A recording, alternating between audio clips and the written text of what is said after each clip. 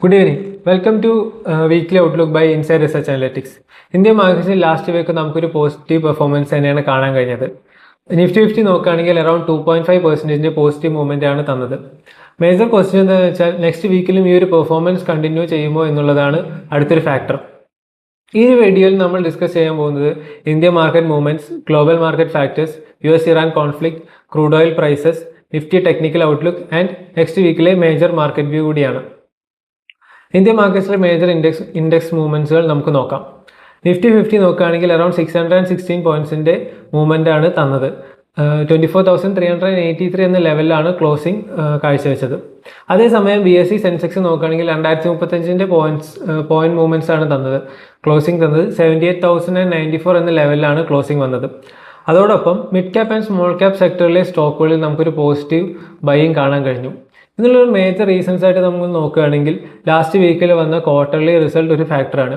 അതോടൊപ്പം foreign exchange reserve growth increase ആയത് Indian market എക്കണോമിയുടെ strength reflect ചെയ്യുന്ന ഒരു അടുത്തൊരു ഫാക്ടറാണ്. പിന്നെ ഡൊമസ്റ്റിക് ഇൻസ്റ്റിറ്റ്യൂഷണൽ ഇൻവെസ്റ്റേഴ്സ് ലാസ്റ്റ് വീക്കിൽ നടത്തിയ കണ്ടിന്യൂസ് ബൈയിങ്ങും ഒരു മേജർ റീസൺ കൂടിയാണ്. നെക്സ്റ്റ് നമുക്ക് ഗ്ലോബൽ മാർക്കറ്റ്സ് നോക്കാം. ഗ്ലോബൽ മാർക്കറ്റ്സിൽ ഈ ഒരു വീക്ക് ഒരു മിക്സ്ഡ് സെന്റിമെന്റ് ആയിട്ടാണ് നമുക്ക് കാണാൻ കഴിഞ്ഞത്. യുഎസ് മാർക്കറ്റ്സിലെ AI സ്റ്റോക്സ് മാർക്കറ്റ് അട്രാക്ഷൻ ആയിരുന്നു. Nvidia, മെറ്റ പോലുള്ള കമ്പനികളെല്ലാം ബെറ്റർ പെർഫോമൻസ് കാഴ്ചവെച്ചതായി നമുക്ക് കാണാം. S&P 500, നാസ്ഡാക്ക്, ഡൗ ജോൺസ് എന്നിവയെല്ലാം ഒരു വീക്കിന് ഗെയിനിന് ശേഷമാണ് ക്ലോസിംഗ് തന്നത്. പക്ഷേ യൂറോപ്യൻ ആൻഡ് ഏഷ്യൻ മാർക്കറ്റ്സ് ഒരു സ്ട്രഗ്ലിംഗ് ഫേസിലൂടെയാണ് കടന്നുപോയത്. സൗത്ത് കൊറിയൻ മാർക്കറ്റ്സ് ഇതിനെല്ലാം ഔട്ട് പെർഫോം ചെയ്യുന്നതായിട്ട് നമുക്ക് കാണാൻ കഴിഞ്ഞു. ഇതിനിടയിൽ US ട്രഷറി ഈൽഡ് ഇൻക്രീസ് ചെയ്തതും മിഡിൽ ഈസ്റ്റിലെ കോൺഫ്ലിക്ട്സും മാർക്കറ്റ്സിലെ ഒരു സ്ലൈറ്റ് കൺസേണിംഗ് ഫാക്ടർ തന്നെയായിട്ടാണ് നിൽക്കുന്നത്. നെക്സ്റ്റ് US-Iran കോൺഫ്ലിക്ട്സ് നോക്കാം.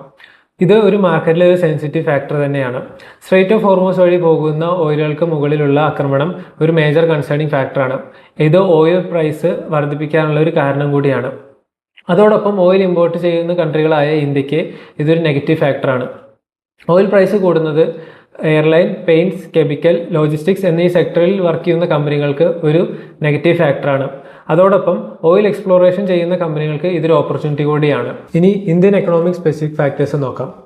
ഫോറിൻ എക്സ്ചേഞ്ച് റിസർവ് നോക്കുകയാണെങ്കിൽ $676.24 ബില്യൺ ഉയർന്ന് നമുക്ക് കാണാം. ഇൻഡസ്ട്രിയൽ പ്രൊഡക്ഷൻ 7.3% ഉയർന്നു. ഇന്ത്യൻ ഗവൺമെന്റ് 5070 കോടി പ്രധാനമന്ത്രി സൂര്യ സരോവർ യോജന അംഗീകരിച്ചു.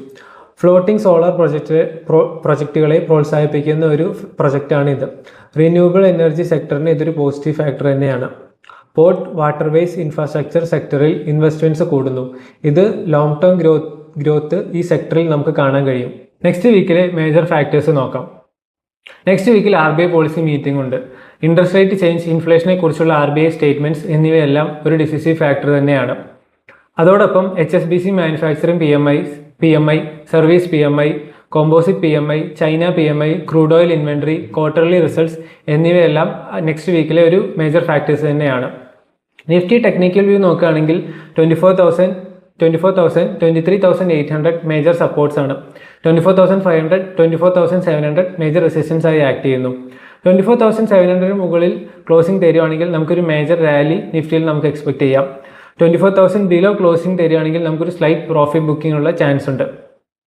സ്റ്റോക്ക് മാർക്കറ്റ് ബന്ധപ്പെട്ടുള്ള വീക്കിലി അപ്ഡേറ്റ്സിനും മാർക്കറ്റ് അനാലിസിസിനുമായി ഇൻസൈഡ് റിസർച്ച് അനലിറ്റിക്സ് ഫോളോ ചെയ്യുക.